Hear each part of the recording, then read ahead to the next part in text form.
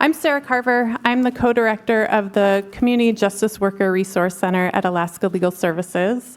I'm joined with three of our community justice workers, Lauren Custer, Sarah Freeman, and Angie Walter. Just to give you a brief overview of what we will be going through over the next hour, I'm going to give you an introduction to the Community Justice Worker Program at Alaska Legal Services and kind of ground our conversation in the community justice worker movement overall before we hear from our staff CJWs and our embedded volunteer community justice worker about the work that they do and the communities that they serve. And then we're going to move kind of to a panel discussion, free form, I guess, where I've gotten some questions together. They're common questions that we hear from groups like this, but rarely do we have community justice workers with us to actually answer those questions. So I'm going to pose those questions for their feedback before opening it up to a question and answer session with you all. Just to give you some background and to zoom out, Alaska Legal Services is the only legal services corporation in Alaska. We serve the entire state, and our mission is to provide free, high-quality legal services throughout the entire state, which, as you know, is very large, larger than Montana, Texas, and California combined. And our clients on a day-to-day basis meet the same barriers to justice that your clients do. 80% of them don't know that their life problem is actually a legal problem with a legal solution. Even if they do know that, often there are not enough attorneys to help them address those problems, and we're forced to turn away one client for lack of resources for every client that we're able to help, same as all of you in this room. But Alaska's barriers to justice are amplified by our remoteness and by our geography and by our extreme weather and our low population. On this map, you can see what is our road system. And many of our communities are actually located off the road system. So they're accessible only by plane or by snow machine in the winter or boat in the summer. And the populations off the road system range greatly in size. Some of them are under 100 community members, and some of them can go up to 6,000 or 7,000 community members. We have limited infrastructure. Many of our communities don't have law enforcement.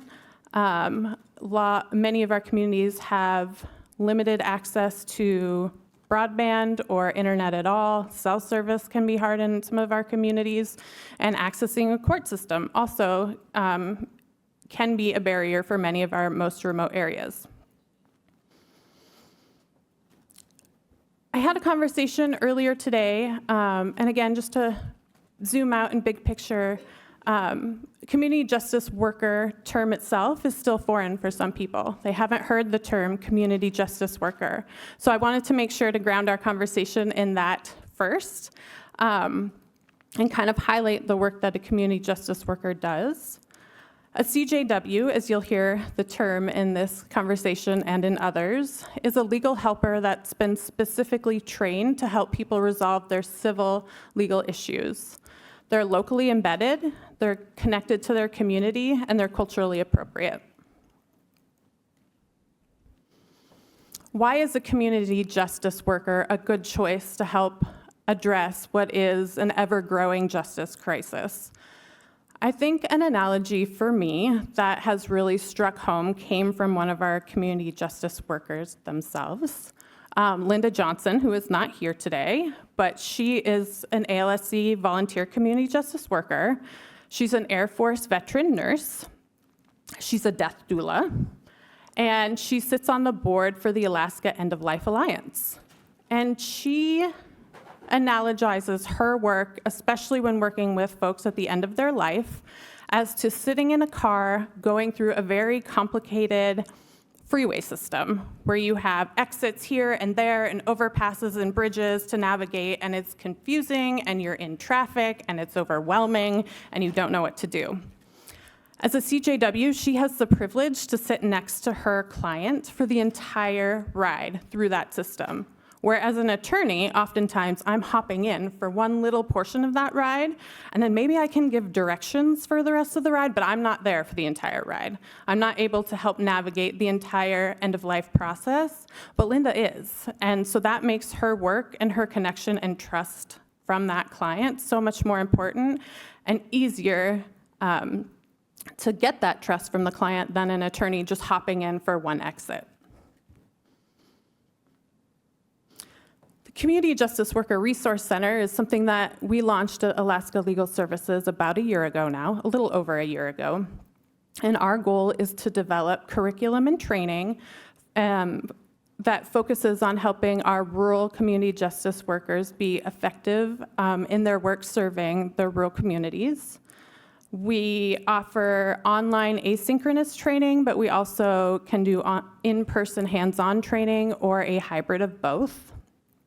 We work to identify barriers to service for our community justice workers and provide resources and support to overcome those barriers. So whether that's in their day-to-day life barriers, whether those are economic barriers, whether they're technological barriers, we have staff on hand to help identify and walk through overcoming those barriers with our community justice workers. And then we also provide a community of CJWs. We provide community for our CJWs and a network of support as well as mentorship. So community justice workers at Alaska Legal Services kind of fall into two categories. The first are our volunteers. And when I say they're volunteer community justice workers, I mean they're embedded usually in other organizations. So they're volunteers for ALSC, but they're doing it as part of their day-to-day work activities for a partner organization. So for example, someone working at a tribal nonprofit or with a social service agency. They're doing work day to day with clients that involves legal work that we're training them on, but they're volunteers for us. We're not employing them. We have 41 communities represented through our volunteer CJW network, and you can see from the map that they're dotted all over Alaska, though we are by no means yet hitting every community. That's the ultimate goal.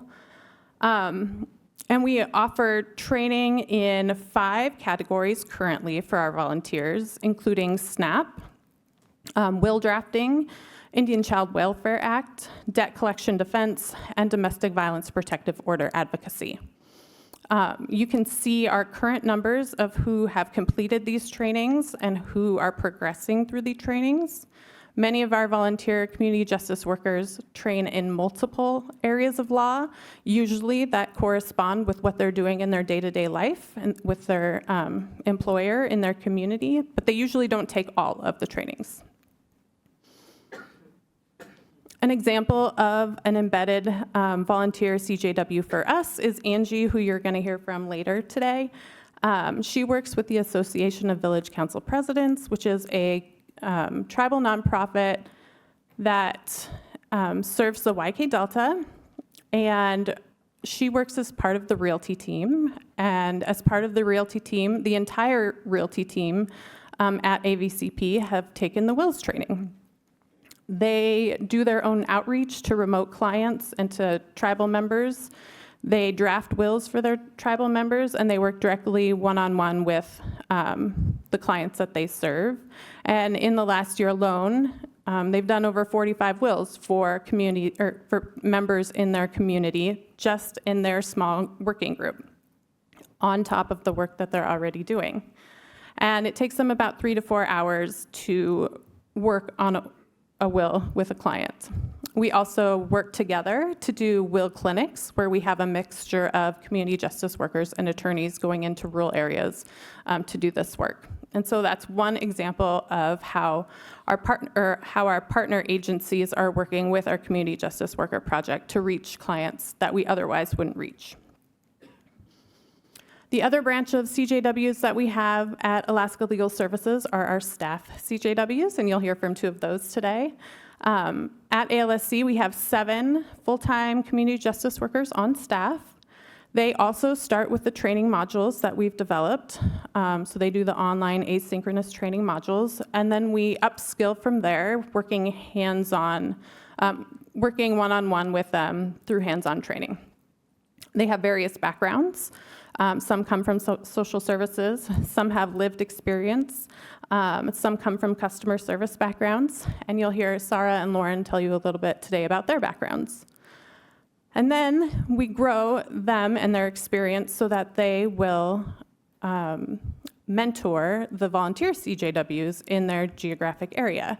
So we're deploying more of that hub and spoke model, where the community justice workers on staff at ALSC can mentor and train and work directly then with our volunteer community justice workers in that geographic area. And we're working to grow that now. They're funded by various federal and local grants, and we're growing our internal community justice worker modules and training, but through the hub and spoke model, our real scalable growth comes from our volunteers that are embedded in other organizations. So that was just kind of to zoom out and to give you a big picture of what ALSC is doing and what the community justice worker movement is at ALSC. But really what I want you guys to hear from today are from our fabulous CJWs who are doing amazing work. And I'm so proud of the work that they've done. They've all just been onboarded within the last 9 months, even some more recently than that. I think we just had one start right before Christmas. So they've been doing incredible work in a short amount of time, and so I'm excited for you to hear from them. So, Sarah. Hi, excuse me. Hi, everybody. My name is Sarah Freeman. I am a staff CJW for Alaska Legal Services in our Nome office. And I just wanted to start out with a little pitch for Nome with some photos. I think a lot of people, when they think about rural Alaska, if they think about rural Alaska, they think of it as kind of cold and dark and desolate, none of which is false. But I wanted to also emphasize the amount of life and depth in these communities. So I took some of my favorite photos from Nome. Starting from the top left, that's just a photo of the Iditarod. That's probably what we're most known for. Nome is the end of the Iditarod Trail, which is the longest sled dog race in the world. And then the next photo of the train, that is called the Last Train to Nowhere, and that's kind of a remnant of our Gold Rush past. At one point, Nome was the biggest city in Alaska, believe it or not, despite not being on the road system. And then if you go down, obviously had to put a photo of the Aurora in there because there's nothing better than the northern lights to get you through the winter. And then I have the photo of the tundra in the summer on the bottom left. And subsistence is a huge part of the culture in Nome. Most people, I would say, pick berries in the summer and go fishing and hunting and put away food for the winter, just because food's really expensive in Nome, and it's part of the culture, it's part of the tradition, and it is just a way to really connect with the land and to connect with each other and to support, your family members, the elders in the community, all of that. And then in the middle, that's just my personal favorite little Nome tradition. We have no trees in Nome, so every winter when the ocean freezes over, the Rotary Club brings out all the Christmas trees from the year and sticks them on the ocean, and that's our national forest for those couple months. So this is just a map of the region I am working in. So I live in Nome. It's the hub community for the Bering Straits region. I say hub community, it's only about 3,500 people, but that is the biggest town in this area, as you can see. We are also surrounded by a bunch of villages, which are primarily Inupiaq, Siberian Yupik, and Yupik. And then the indigenous name for Nome is Sitnasak, so you might see Sitnasak on some of these maps. So I just wanted to go over a couple of the demographic realities of the Bering Straits region and kind of highlight why CJW work is important here.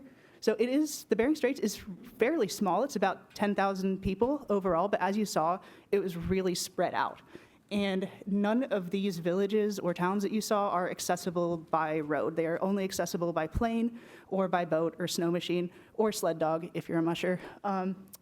The population is primarily native. Nome is a little bit more diverse than the other places. There's a lot of transient workers who come in and out, excuse me, through the hospitals and the schools especially. It's about 75% Alaskan Native, 14% white, and then 7% biracial, and then 4% just other races and ethnicities.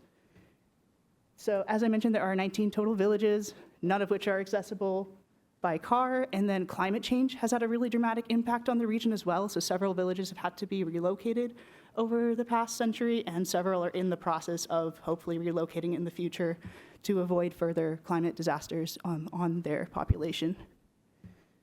So housing is one of our biggest issues and one of the areas that ALSC helps focus on. There are only about 4,000 housing units in the Bering Straits region, and about a third of those are vacant and are either run down or they're like stuck in weird probate situations and no one's living in them. And if you look at the numbers there for how many people live there and how many housing units are available, it's not great. It's not a good situation.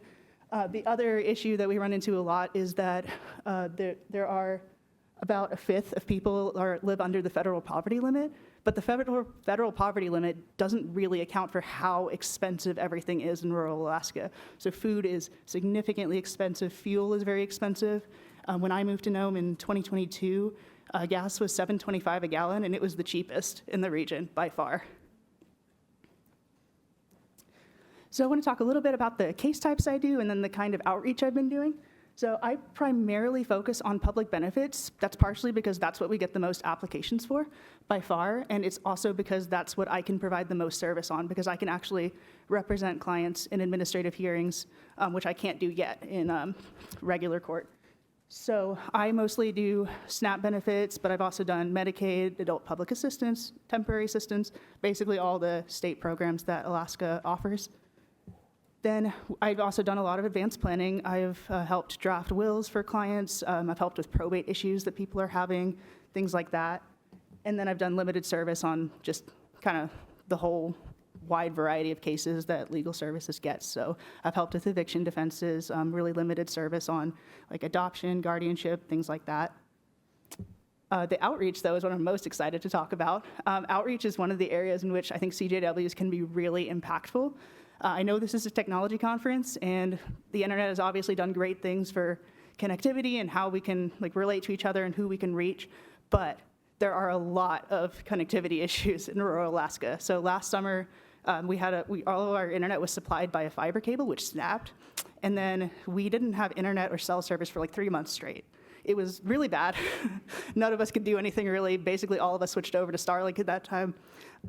So there are still issues with that in a lot of the more remote communities especially. And a lot of elders in particular don't necessarily always have phones or have good access to internet. So it's really important for there to be a face in the community and to be a physical location for people to go and seek help.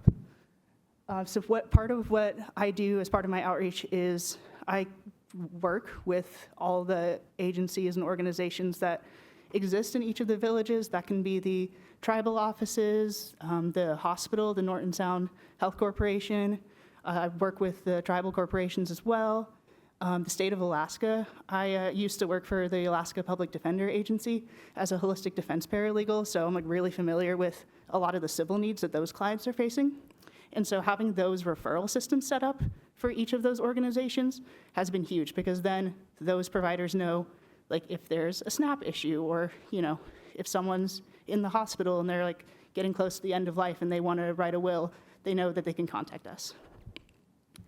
Another big part of our outreach is trying to make ourselves known in as many of the villages as possible. So we've done some village travel. Last year, we traveled to, I believe, 5 different villages in 2024 and just did direct outreach there.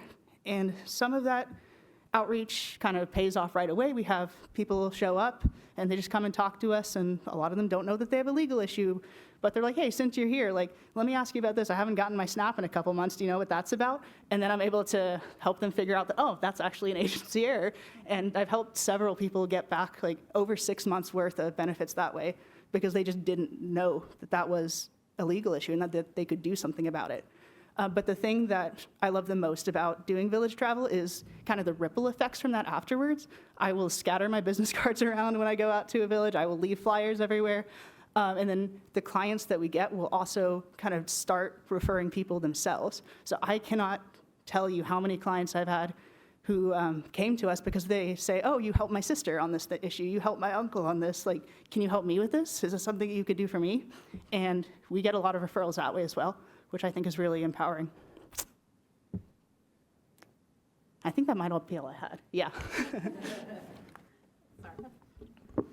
Hi, everybody. My name is Lauren Custer, and I am the CJW in the Fairbanks location. I originally was born here in Arizona.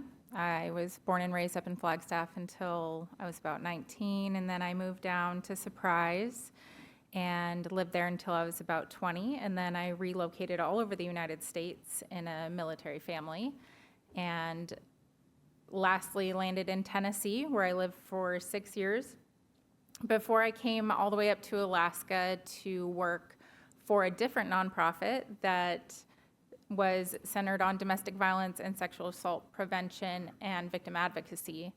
And it was in that work that I ended up getting to be part of their legal program as their lead paralegal and starting to learn about branching out into more civil legal issues and assistance, which is when I found what I would love right now to call my dream job as a CJW. I've always wanted to go to school to be an attorney, but I have 4 boys, and let's be realistic, there's just not enough time in the day to do that for me, nor do I want to take on that student loan debt. So this job really allows me to do everything that I ever wanted to do as an attorney without having to take on that burden of leaving my boys and going to law school and taking on that debt.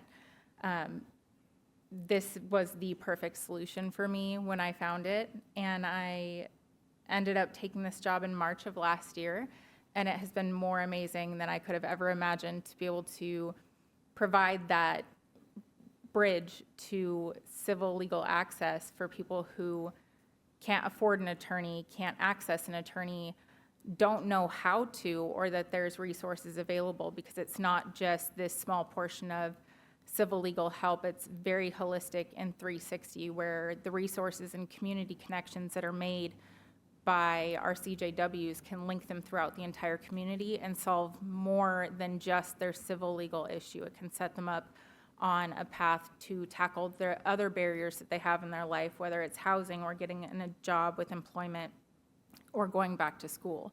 So it's definitely the best place I could imagine being right now. Fairbanks is somewhere I never thought that I would end up living when I was younger. I originally came here with the military in 2013-14, and the reason I came back, and so many people do, is the community. I absolutely fell in love with the way that Fairbanks and most communities in Alaska are actual communities, and they take care of each other. And it doesn't matter if you live on one side of town or the other. Fairbanks as a whole is a very, very strong community, and it has such an eclectic group of individuals that come from all over the world, and then also a lot of native populations there that are so welcoming and ready to share all of their history with anybody who is there. I don't remember what this one is, and it's so small. Oh, about the barriers in Fairbanks. While Fairbanks is larger than a lot of our other smaller communities and villages, there is still such limited legal access resources for people because of the geographical area. There's economic constraints there. It's not quite as expensive to live in Fairbanks or the interior as it is in some of the smaller, more rural villages, but it's still very expensive compared to the lower 48. And there are a lot of barriers to accessing multiple resources if you don't find a good connection within the community to find a roadmap to those. Fairbanks is on the road system, and we're lucky for that. So we don't have, within the city limits, we don't have a lot of the issues. But even right outside the city limits of Fairbanks, I live in Fox, which is about 45 minutes away. There's a lot of houses out there that the road could go to your property driveway, but to get up to your property, you have to take, whether you leave your snow machine at the bottom and park your vehicle on the side of the road. I drive past mushers most mornings to go to work. There's quite a few properties next to me that have runways. They have bush planes, and that's how they travel throughout. And then snow machine is a big way. My oldest decided that was going to be his first mode of transportation because it was just the most realistic for where we live. And that was that's very common up there, and it's something you don't see a lot down here, and it's a huge disparity and disconnect from the lower 48 to where we live up there, where I sometimes feel a little sheltered. I saw a car that drove itself yesterday. You guys laugh because I'm sure it's very common for you guys to see these vehicles, but I was floored and had to immediately text like all of my friends and tell them that this was a thing because I had no idea at my age that those existed. And the service area that I provide, the areas that I work in the most, I would say right now I do a lot of public benefits, a lot of appeals to DPA for their SNAP benefits, for their Medicaid benefits, their adult public assistance. We experience a high number of delays when it comes to benefit eligibility determinations, and these delays provide a huge undue burden to these families where they have had SNAP benefits, they rely on them monthly, they work them into their budget, that's what provides for their families, and then recertification time will come around, and the delay in just going over their paperwork, which may or may not have changed, can take away their SNAP benefits for months. And these are families of 5 who need a higher amount of SNAP benefits to feed their families in Alaska because the cost of living up there is so much higher. I draft wills for a lot of my clients. The other area that I am passionate about working in because of my past is domestic violence protective orders and family law. I got really good at ghostwriting legal pleadings for the attorneys on my last team, and so I really love to be able to ghostwrite pleadings and provide pro se assist for my family law clients and hopefully one day actually be able to represent them. But it means a lot to them to have somebody walk them through that process of what it's going to look like in a domestic violence protective order case when they're going in representing themselves, and sometimes they have opposition on the other side that has defense, and just telling them what they can expect, what they're allowed to say, what they're allowed to do, their rights in a hearing, and help them set up good exhibits that makes it easier for them to navigate a very hard thing to talk about with a lot more confidence and empowerment is one of the areas that I love working in the most. Angie. How did you ladies do that without control of that thing? Give me a nudge and I'll move it for you. Okay. I'm Angie Walter. There's a photo of 4 of my coworkers. One of them, Holly, she recently resigned. But I'm basically going to tell a little bit about myself and the work that I do and what the Alaska Legal Services has provided for our office.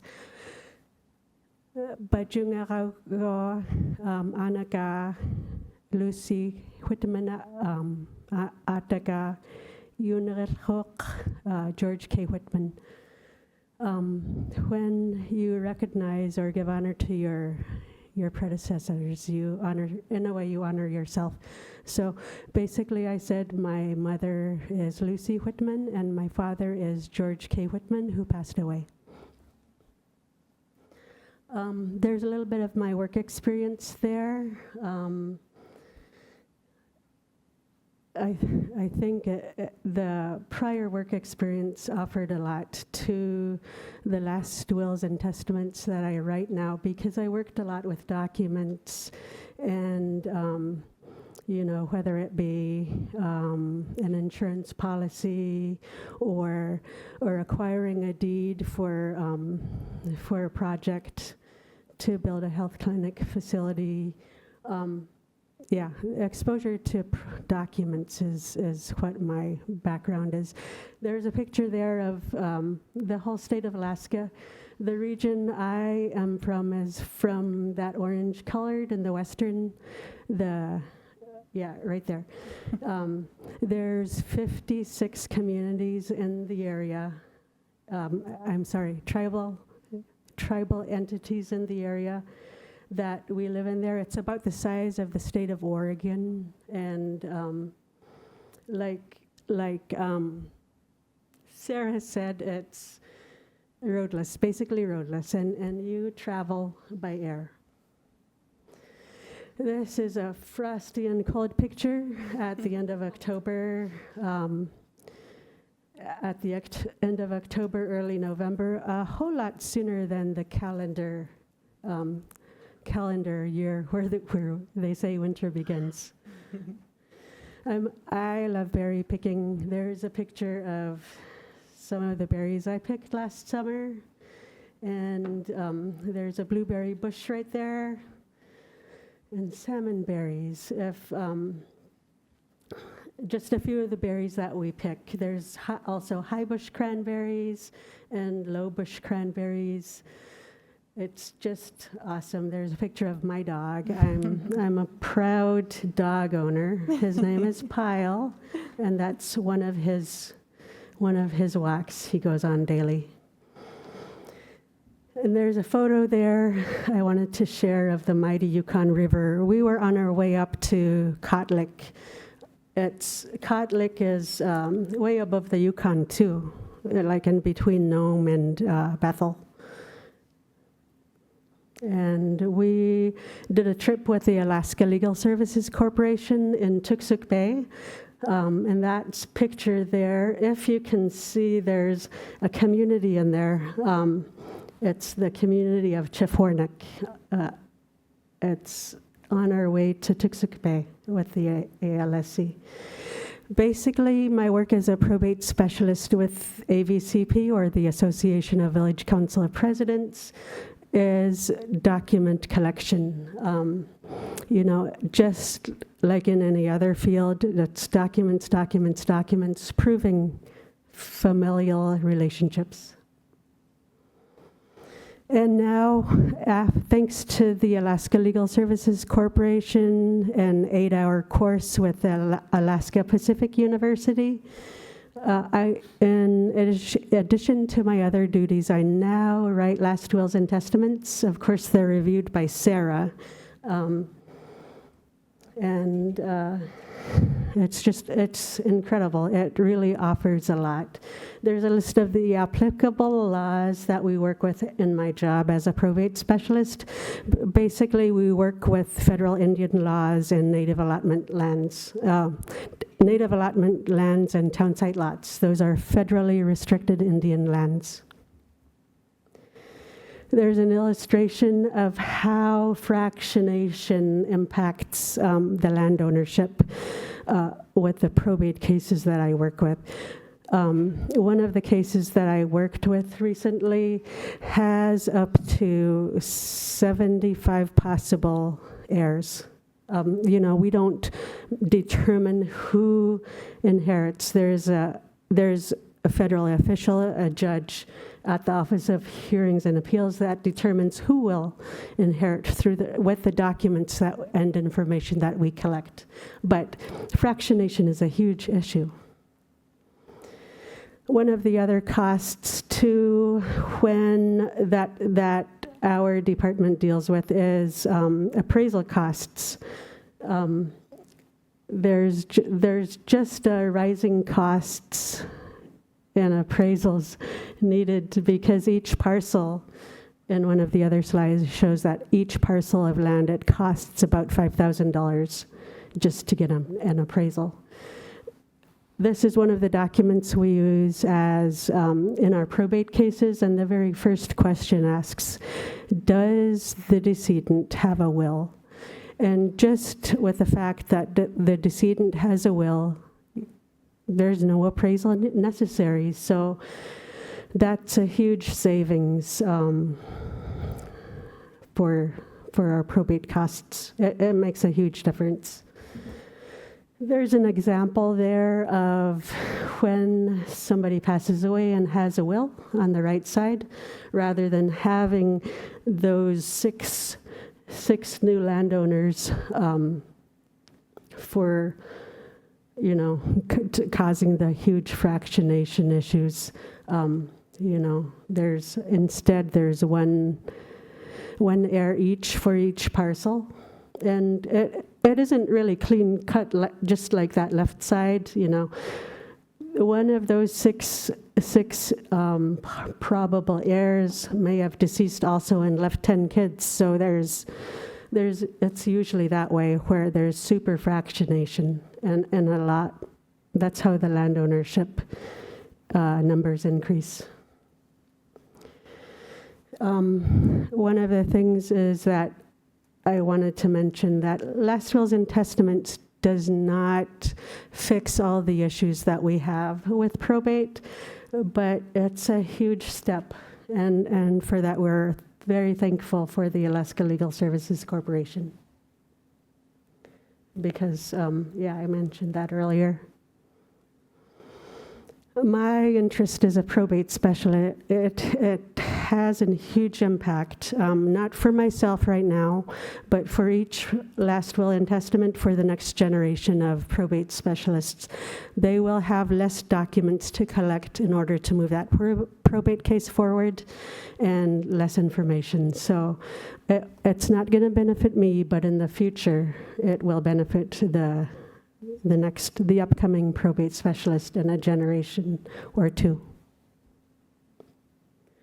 Because my job is to find a family of the decedent, and sometimes that can be very difficult, especially when the family has moved outside of the state, and it's very difficult in finding the people. So a last will and testament also gives us a place to start.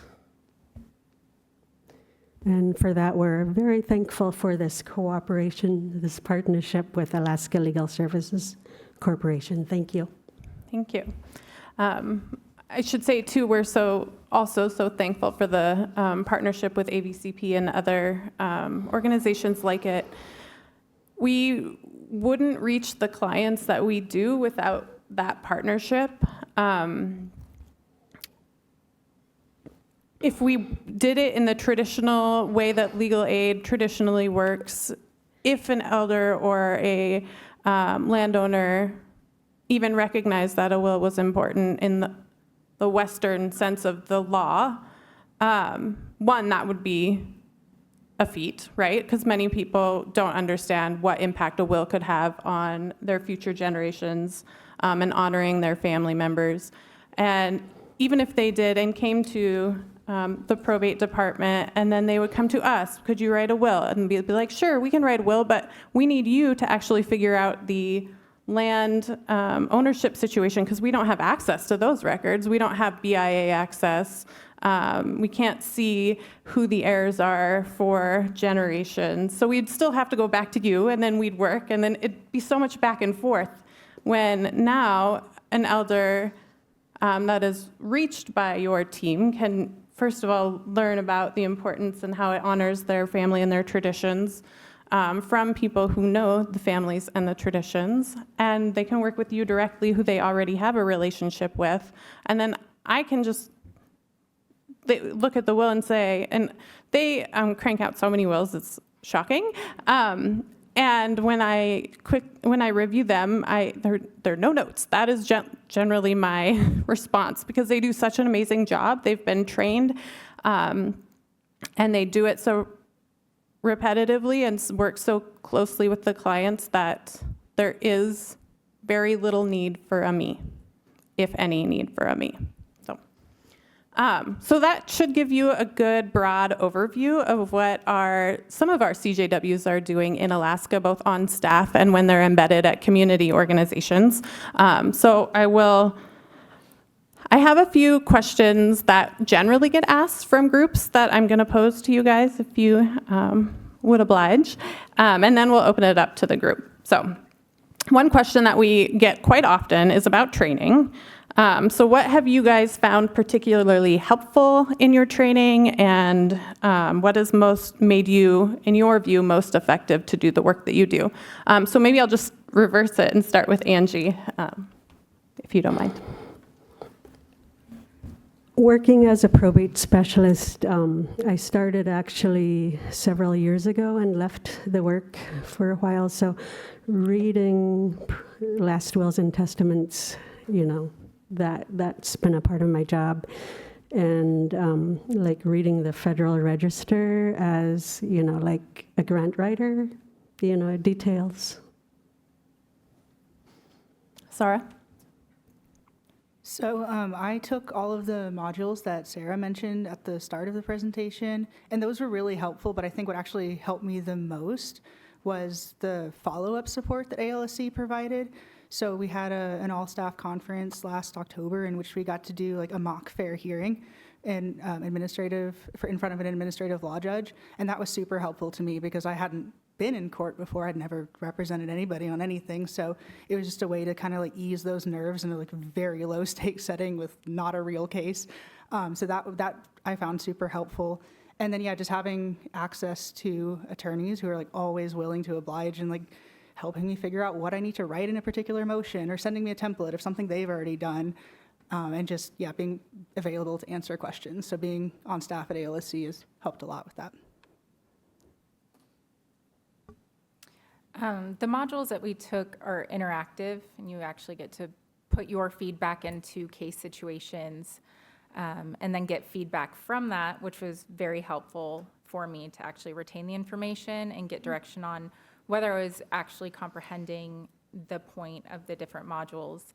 And then the ability to go whenever I have time to see in court representation, whether it's observing a family law trial or the DVPO block that happens weekly at the Fairbanks Courthouse, to the FED hearings, to look at how the evictions cases are playing out and how pro se is being represented or not represented or heard by the judges, and how to help them better prepare for their hearings based off of what I'm able to go see in person. Just observing has been incredibly helpful for me, because if I didn't have the opportunity to actually leave my office and go see things in person, all I would know to tell them is, well, it should work this way. And honestly, it doesn't always work that way. And it's been incredibly helpful to be given the opportunity to step outside of my office and be trusted with outreach in the community and actually participating in observing what it looks like in real time.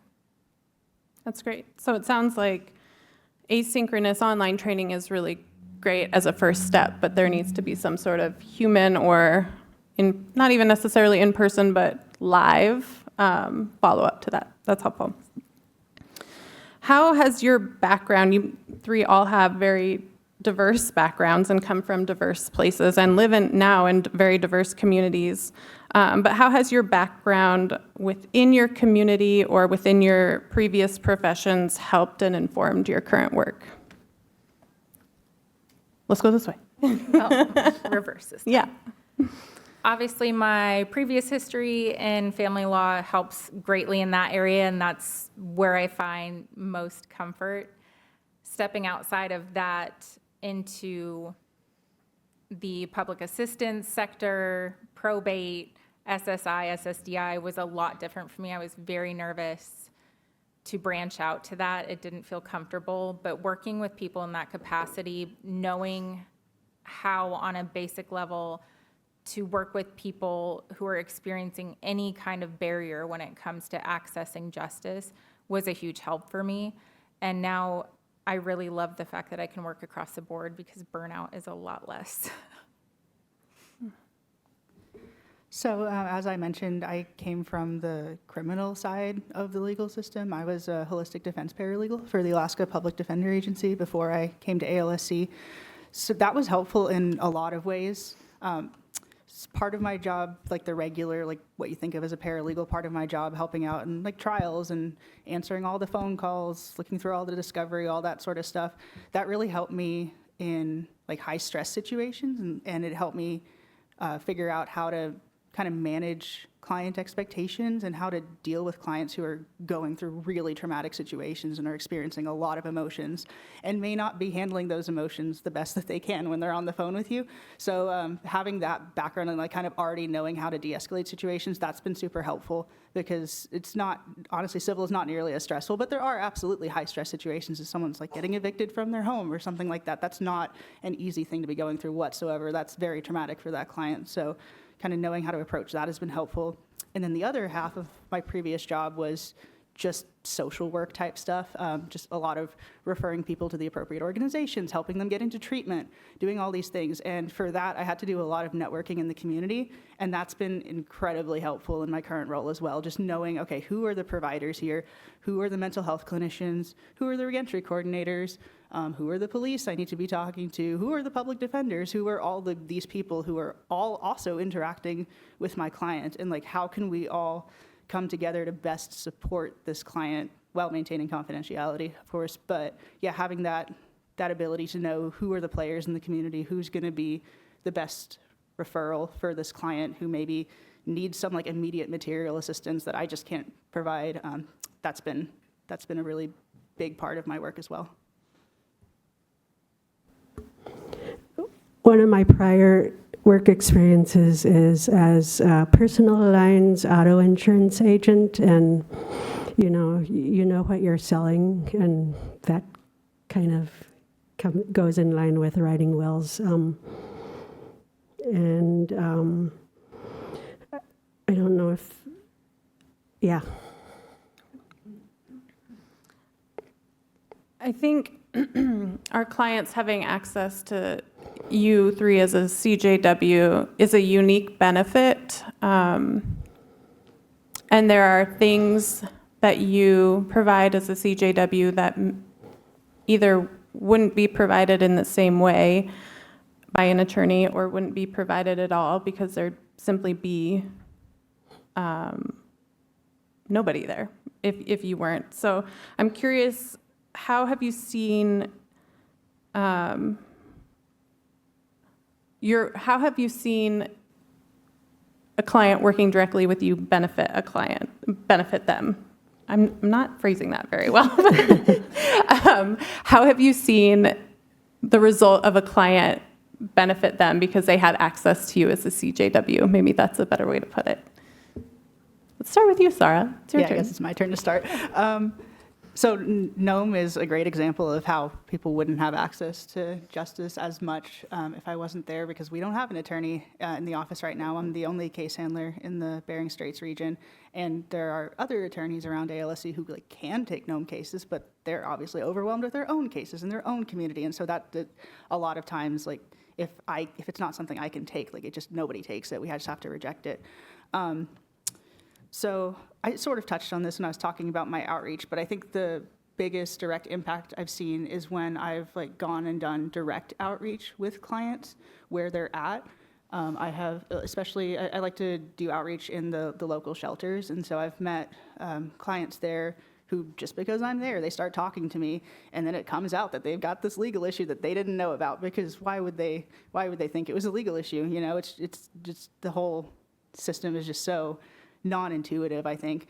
And so I see that the most with public benefits. Another story that I enjoy is I met a client randomly one time. I was actually trying to track them down because I'd gotten a referral from one of their caseworkers that they needed assistance with getting SNAP benefits. I could not find them. They didn't have a phone. They didn't show up to the office. I just didn't think I was going to be able to get a hold of them.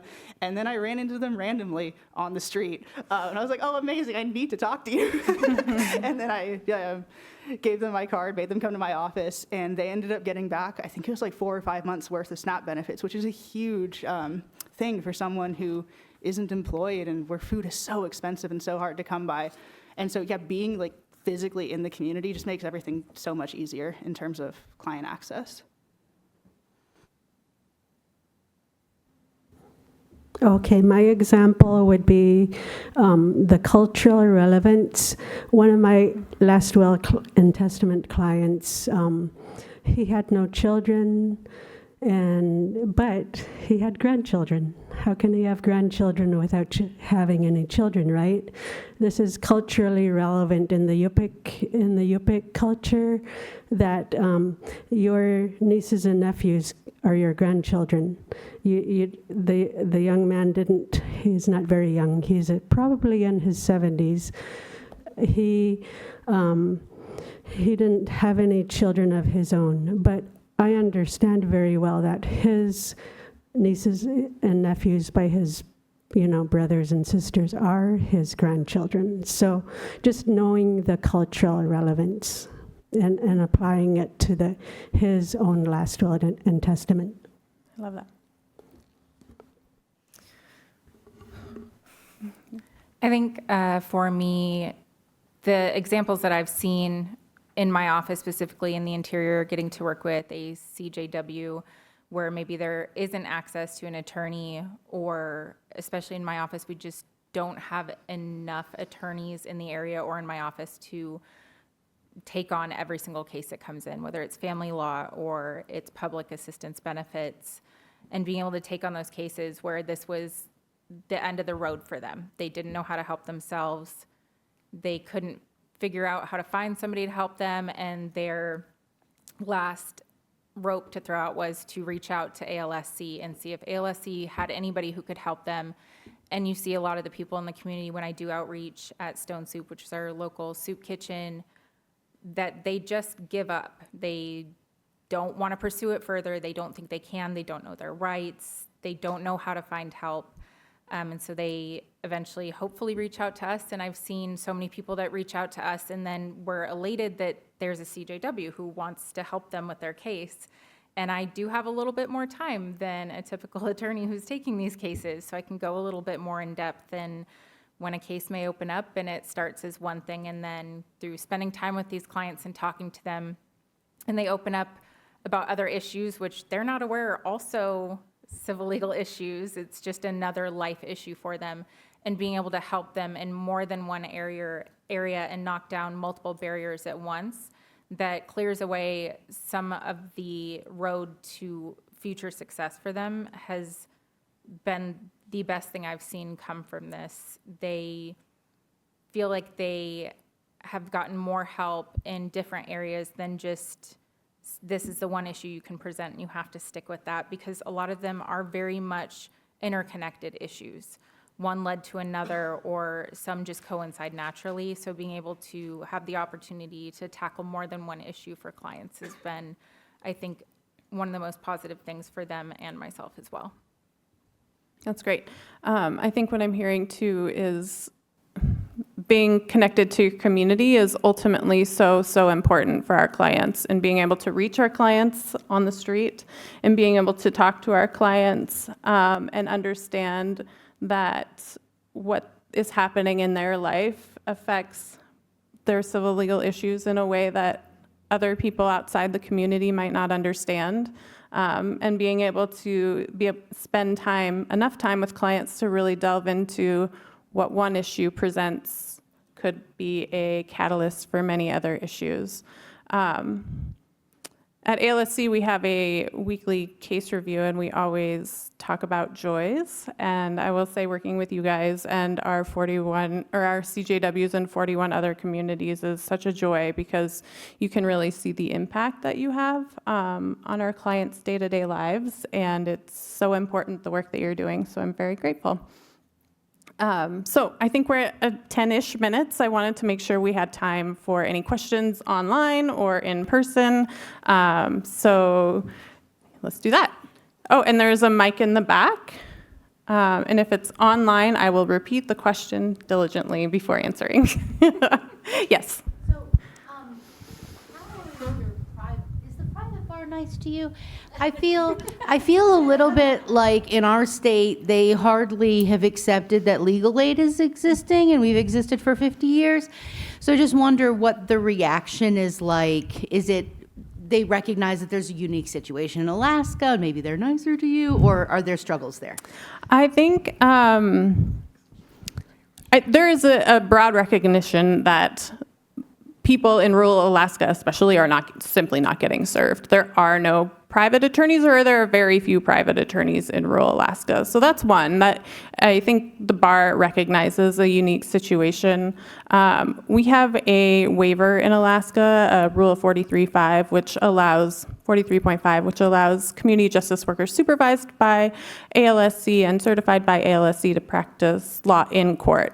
And when that, so that required work to be passed, and there was little, if no, pushback from the private bar to pass that. So I think there has been stamp of approval and a recognition of need throughout our bar. And we've had great support from the Supreme Court and the Access to Justice Commission, and that has made a very, very big difference for us because we've really had support from all corners.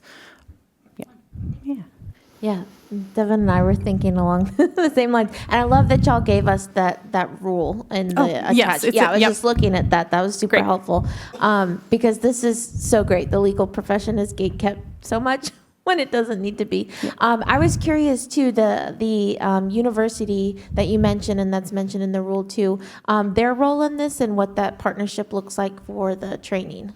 Yeah, so to build the trainings, we had two major partners, the ANTHC, Alaska Native Tribal Health Consortium, which is the tribally affiliated health consortium that is the largest in the country and has reach within every single village essentially throughout the state. In Alaska, we have village health aides who are also kind of the healthcare's linked to each village, and they have online asynchronous courses developed by the same people who developed ours. So they are well-versed in adult education.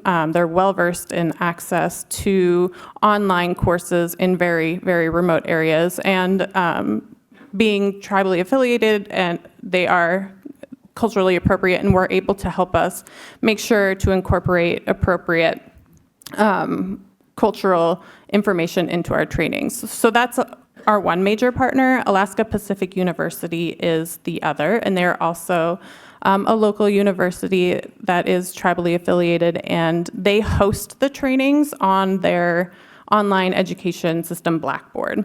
So ANTHC helps us build it, and then we migrate it to the university who hosts it for us, and they provide IT support for our students.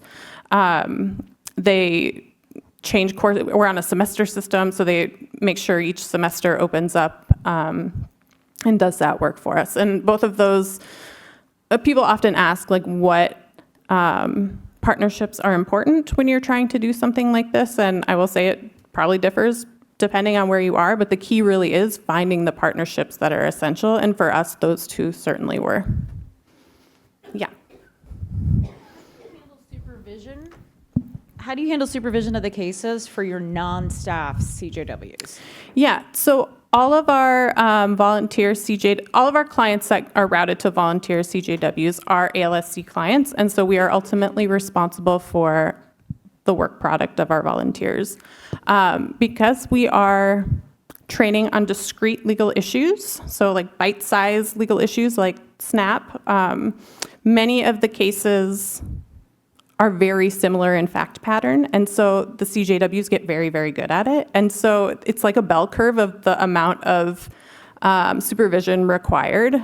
We have eyes on all of the cases, but they get really, really good at them. So for a very long time, there was one attorney, me, supervising all of the CJW's work, and it was manageable because we were triaging the types of cases we are sending to the CJWs, and they are trained in the certain area, and they become very good at it. Yeah. Did you say, is there online? There's one online. Okay. Can you talk a little bit about how you recruit? Yeah, so how do we recruit our CJWs, our volunteer CJWs? Our volunteer CJWs come primarily from tribally affiliated or social services or the healthcare industry, all of which we have very good partnerships existing, and all of whom, as employers, have basically signed on to the broad idea that we are already doing this work in our communities, so why not have support for this work in our communities by working with ALSC directly, right? So until very recently, recruitment was frankly word of mouth. It's spread that, hey, there's this agency that's gonna train us on how to do this, and our community members need it, and we're kind of trying to figure it out on our own, so let's do it with them instead. And then that perpetuates through the organization and from villages. While they are not connected by road, they are certainly connected through people, and word of mouth was really effective. You can almost see, if you look on a map, like where it spreads at certain times, because you'll have people sign up for training in a geographic area kind of in lumps. So that's been really effective. Now, though, we have just kind of built an infrastructure for the Community Justice Worker Resource Center, and with a thought towards expanding to every community, we do have a staff person that can be more intentional in reaching out to the types of people who have been successful in the past as CJWs and who, I guess, are repetitively active as a CJW. We also are working with some researchers to help us really figure out what supports CJWs need, and also kind of what does the effective, what is the effective ratio for supervision, and then who is the effective CJW? Are they someone that's doing this on their own personal time? Are they someone that's like embedded in an organization? We kind of know, but it'll help us target our recruitment even more effectively. Oh, okay, great. Well, there's my contact information, and everybody's in the program too. So if you have questions about the CJW program as a whole, or we see our role at the Community Justice Worker Resource Center. Someone mentioned gatekeeper. We are certainly not gatekeepers. We see our role as trying to perpetuate this model even further. So if you have questions, or if you ever want to consult or brainstorm or anything like that, please reach out to myself or Joy Anderson, and we'd be happy to set up a call. So thank you so much for joining us in the late afternoon. It was good to see you. Thank you.